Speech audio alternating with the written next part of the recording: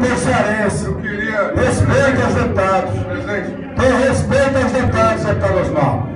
Tem respeito aos deputados. Não pode fazer isso. Dizer que o deputado estrategicamente.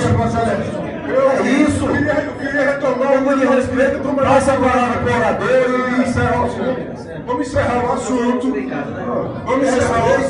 Vamos encerrar o assunto. Eu queria... Você veio para gritar aqui você não grita não.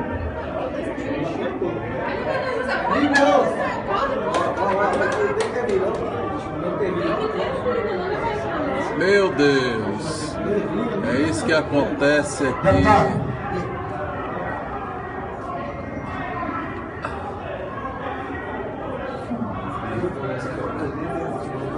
Misericórdia. Senhor deputado,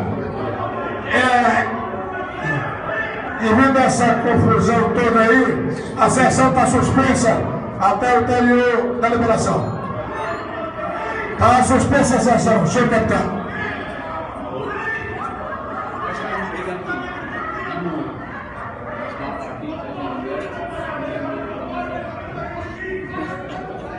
Eita, Gino Neto, uma